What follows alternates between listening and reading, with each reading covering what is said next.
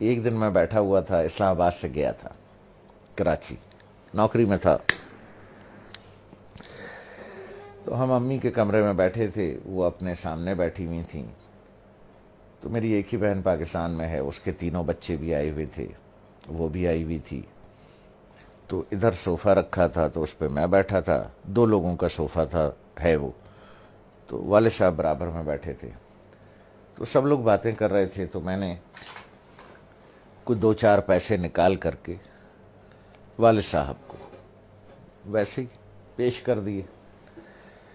تو میں نے عین اس موقع پر یہ کیا کہ جب میں سمجھا کہ کوئی نہیں دیکھ رہا ہے، ٹھیک ہے، سب اپنے اپنے گپ میں لگے ہوئے ہیں، کوئی نہیں دیکھ رہا ہے، تو میں نے اس موقع سے فائدہ اٹھا کے جلدی سے چھپا کے ابو کو، مجھے نہیں پتا تھا کہ امی دیکھ رہی، تو انہوں نے بڑے زور سے کہا دوبارہ دو، جیسے وہ ذرا سختی سے بات کرتی ہیں، تو مجھے یہ تو پتا چل گیا کہ انہوں نے دیکھ لیا، تو میں سوچ رہا ہوں کہ یہ کیوں کہہ رہی ہیں دوبارہ دو۔ ان کا نواسا ساتھ بیٹھا تھا، حمزہ، جو ماشاءاللہ 6.25 فٹ کا ہے، اس وقت 6.25 فٹ کا تھا، تو مجھے تو انہوں نے بہت سختی سے کہا دوبارہ دو، اور اپنے نواسے سے کہا حمزہ دیکھو ماموں نانا کو کیسے پیسے دے رہے ہیں۔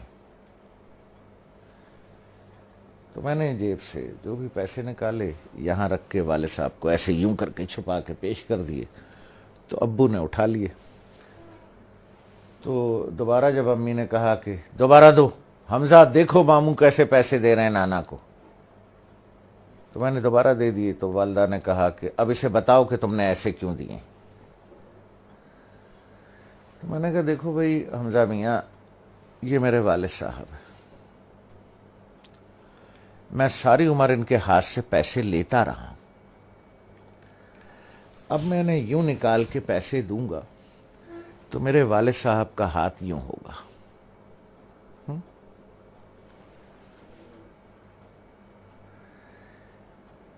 اور وہ آدمی جو ساری عمر اپنے باپ سے پیسے لیتا رہا ہے، جب میں نے کہا اپنے بھانجے سے، میں نے کہا حمزہ میاں جس وقت ابو کا ہاتھ ایسے ہوگا نا تو میں تو مر جاؤں، مجھے ہارٹ اٹیک ہو جائے گا، میں زندہ نہیں بچوں گا کہ میرے سامنے میرے باپ کا ہاتھ پھیلا ہوا ہے، اس لیے بیٹا میں ایسے دیتا ہوں یہاں رکھ کے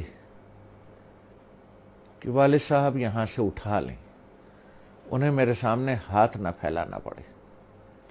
جس طرح سے پرانے وقتوں میں بادشاہوں کو نظر اور نیاز دی جاتی تھی نا یوں کر کے، اور بادشاہ اگر قبول کر لے اٹھا لے تو وہ نیاز قبول ہو جاتی تھی، جیسے آج بھی مزاروں پر ادھر ادھر پیروں کو ایسے کر کے نظر دی جاتی ہے، پیر صاحب ہاتھ لگا دیتے ہیں یا کبھی کبھی اٹھا بھی لیتے ہیں، تو سمجھیے وہ نظر اور وہ نیاز قبول ہو گئی۔ تو میں نے کہا بچے جس وقت میں یوں کر کے دوں گا اور ابو کا ہاتھ ایسے اٹھے گا تو میں تو مر جاؤں گا بیٹا، کہ میرے باپ کا ہاتھ میرے سامنے پھیلا ہوا ہے، تو اس لیے میں ایسے کر کے نظر پیش کرتا ہوں چھپا کے کہ کوئی دیکھ نہ لے ہیں کہ باپ ہاتھ پھیلا رہا ہے، نہیں نہیں نہیں، باپ نظر قبول کر رہا ہے، اس نے ہاتھ لگا دیا تو قبول ہو گیا۔ اب وہ حدیث مبارک کا مفہوم ذہن میں لائیں،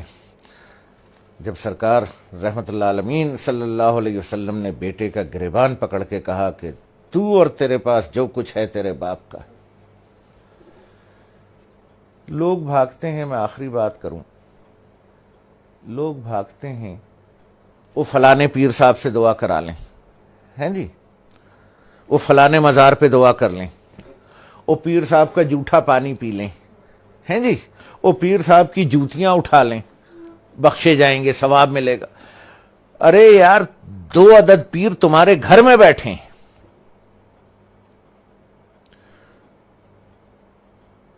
ایک عورت ایک مرد، 2 پیر تمہارے گھر میں بیٹھے ہیں یار، جا کے ان کی جوتیاں سیدھی کر، ان کا جھوٹا پانی پی، ان کے پیر دبا، پیر صاحب کے بجائے باپ کو نظر اور نیاز پیش کر، جا کے ابا کے جوتے پالش کر، ماں کی چپلیں سیدھی کر کے رکھ، دو پیر گھر میں بیٹھے ہیں، ان کو چھوڑ کے اللہ کو ڈھونڈنے کہیں اور جاتے ہو، شرم نہیں آتی؟